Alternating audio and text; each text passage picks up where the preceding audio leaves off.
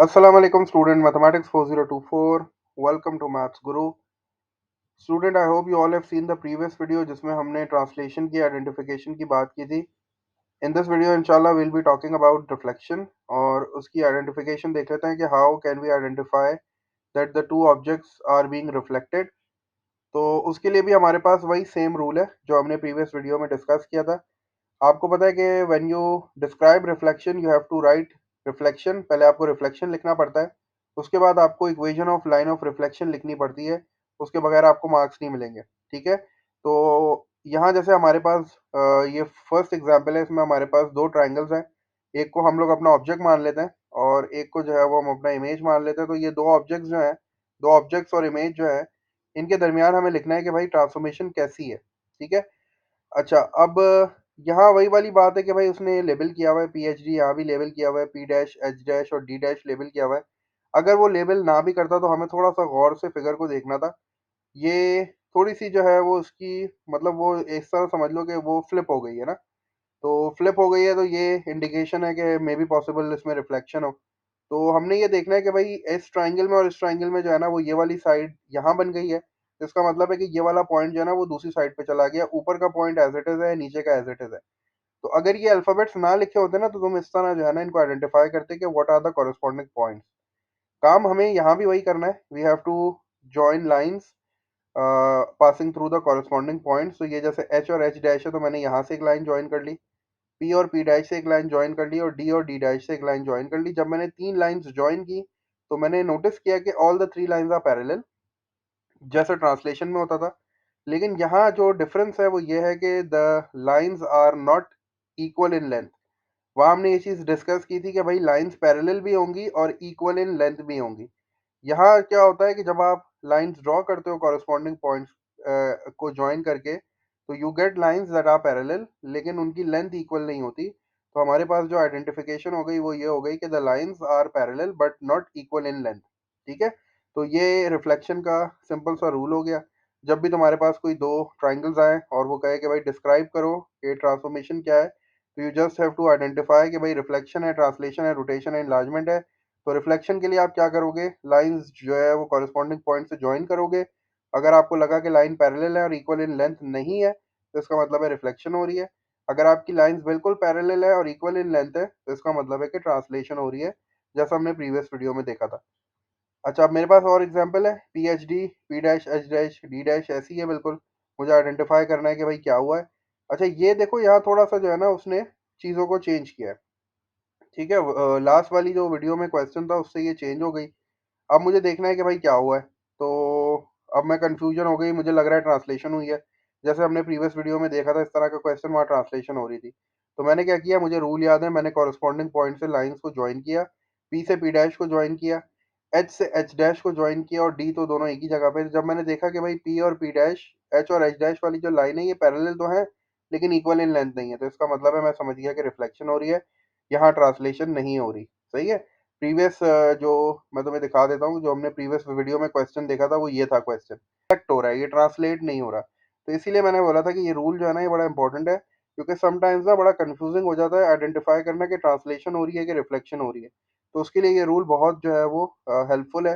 You just have to join lines using the corresponding points. अगर lines parallel और equal in length है तो translation हो रही है, लेकिन अगर लाइन सिर्फ पैरेलल है इक्वल इन लेंथ नहीं है तो इसका मतलब है रिफ्लेक्शन हो रही है। ठीक है, ये वाली एग्जांपल भी देख लेते हैं, इसमें भी देख के लग रहा है कि ट्रांसलेशन हुई है शायद। ठीक है, तो अब हम अपना रूल अप्लाई कर लेते हैं। रूल कहता है कि भाई कॉरेस्पॉन्डिंग पॉइंट्स को ज्वाइन कर लो, तो सी को सी डैश से ज्वाइन कर लिया और टी डैश को ज्वाइन कर लिया, एन और एन को एन डैश को ज्वाइन किया। जब ज्वाइन किया तो लाइंस पैरेलल आ रही थी लेकिन इक्वल इन लेंथ नहीं आ रही थी, इसका मतलब है कि रिफ्लेक्शन है। ठीक है, अच्छा, चैलेंज वही है कि अगर ये सी डैश, एन डैश और टी डैश नहीं लिखा हुआ होता तो फिर हम ये देखते कि भाई हमारा ट्राइंगल जो है ना उसकी ओरिएंटेशन को देखते कि भाई ये हमारे ट्राइंगल का शेप जो है ना वो चेंज नहीं हो रहा, तो ये ऊपर के पॉइंट्स हो जाते, ये वाले जो है वो सेम ये कॉरेस्पॉन्डिंग पॉइंट्स हो जाते और ये वाले कॉरेस्पॉन्डिंग पॉइंट्स हो जाते। तो लाइंस हम जो है वो आराम से ज्वाइन करके चेक कर लेते कि वेदर ट्रांसलेशन हो रही है या रिफ्लेक्शन हो रही है। ठीक है, ये वाला भी देख लेते हैं जल्दी से। ये भी देखो, एक तरह से आपको हो सकता है जहन में आ रहा हो, लेकिन ये देखो फ्लिप हो रहा है। ठीक है? तो ओरिएंटेशन थोड़ी-सी जो है ना इसकी चेंज हो रही है, ये टी पहले ऊपर था, अब टी नीचे आ रहा है, ठीक है?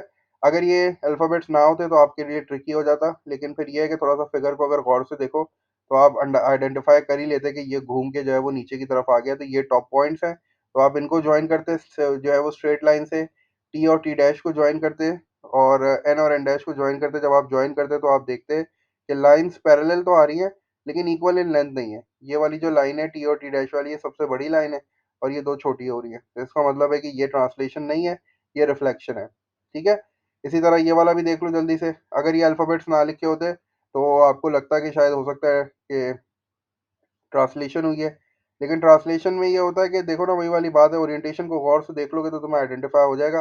ये टॉप पॉइंट इस वक़्त यहाँ नज़र आ रहा है आपको, ये जो सी डैश है वो यहाँ नज़र आ रहा है और अगली फ़िगर में वो नीचे की तरफ नज़र आ रहा है। तो इसका मतलब आप समझ लेना कि भाई थोड़ी-सी ओरिएंटेशन इसकी चेंज हो गई है। तो ये जो है वो टॉप पॉइंट हो गए। ये वाली लाइन आपको सबसे बड़ी लाइन नज़र आ रही है, तो ये वाली सबसे बड़ी लाइन हो गई। तो अगर ये घूम के नीचे आया तो ये वाला पॉइंट कॉरेस्पॉन्डिंग हो गए दोनों, और ये दोनों कॉरेस्पॉन्डिंग हो गए। लेकिन अभी फ़िलहाल हमारे लिए आसानी है कि मेंशन हुआ है, तो हमें पता है कि भाई एन और एन डैश को जॉइन करना है, टी और टी डैश को करना है, सी और सी डैश को करना है। जब ये अल्फ़ाबेट्स नहीं लिखे होते हैं ना, तब थोड़ा-सा तुम्हें फ़िगर को गौर से देख के आइडेंटिफ़ाई करना पड़ता है। मेथड वही है, सी और सी डैश को जॉइन करो, टी और टी डैश को करो, एन और एन डैश को करो, you will find that the lines are parallel. लेकिन ये लाइन्स इक्वल इन लेंथ नहीं है, that is the indication for reflection. तो that was the rule of reflection. Reflection में लाइन्स जॉइन करने के बाद आपको ये नोटिस करना होता है कि लाइन्स पैरेलल हैं। लाइन्स बिल्कुल पैरेलल होंगी, लेकिन वो इक्वल इन लेंथ नहीं होंगी। तो इसका मतलब है रिफ्लेक्शन हो रहा है। In order to describe reflection you have to write reflection, और फिर equation of line of reflection भी आपको लिखनी होती है।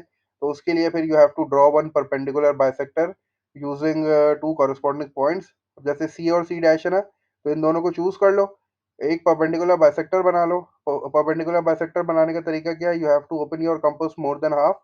तो सी और सी डैश का जितना डिस्टेंस है, कंपास मोर देन हाफ खोल लो। यहाँ पे रखो नीडल, इतना कंपास खोलो, एक आर्क ऊपर की तरफ लगाओ, एक आर्क यहाँ नीचे लगा लो। उसके बाद जो है वो नीडल को सी पे प्लेस करो, एक आर्क इधर लगाओ, इस आर्क को कट करो, इसको कट करो, you will get a line. उस लाइन को ज्वाइन कर दो, that will be your line of reflection. और फिर उसकी इक्वेशन लिख के देख लो कि इक्वेशन उसकी बन क्या रही है, ठीक है? y is equals to x बन रही है।